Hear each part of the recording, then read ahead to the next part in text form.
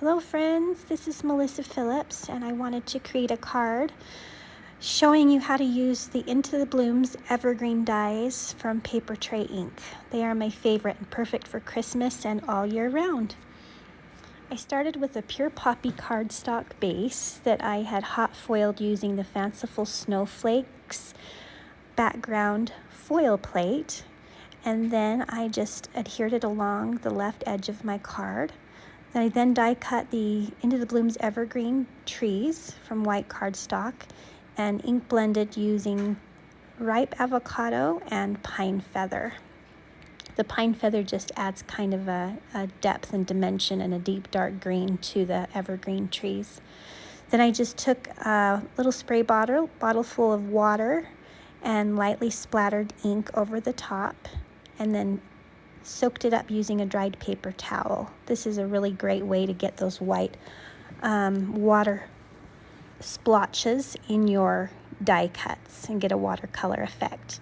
The branches from the evergreens, I just used dark cocoa on and adhered them to my tree bases. I then cut a vellum Love to Layer rectangle, inked the edges up with white ink and coated the edges using white embossing powder.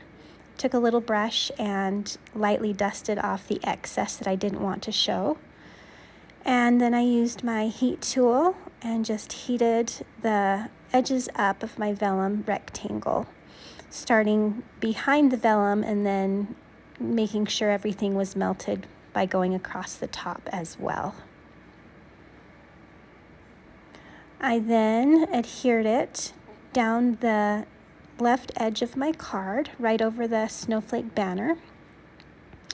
And then I popped up my evergreen trees using dimensional adhesive. I love foam adhesive. It adds lots of depth to your layers. Next came the trunks, the tree trunks. And I just used my Beacon Fabri-Tac glue and adhered those to the bottom of my trees. The Into the Blooms evergreen dies come with little piles of snow that you can adhere to your trees. So they are part of the die cut, and I just adhered them here and there on my evergreens. I then chose a sentiment from Joyful Snowman. It says Happy Holidays. I inked it up using olive twist ink, and I like to get a really dark shade, so I stamp it about 3 to 4 times.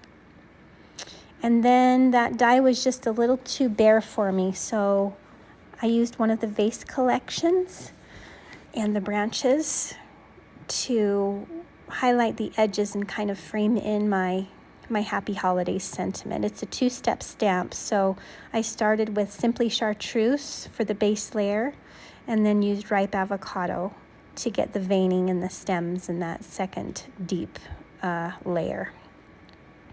And then the little berries, also from the vase collection that I'll link you to at the end of my post, are from Pure Poppy. And a little scarlet jewel, just to add more depth and dimension. I couldn't decide at first where to adhere my sentiment, so you'll notice that I moved that around quite a bit. I used an older snowflake die set from Paper Tray that is no longer in the store, but they have a lot of beautiful die sets that are in stock now that you can search for and pick your favorite. I ended up adhering that sentiment near the upper right corner, and I adhered my snowflakes in the upper left and lower right corners. I then used the Into the Blooms Christmas Sprigs dies and pine feather ink. And then on my berries, I ink blended with Pure Poppy and a little scarlet jewel for a deeper shade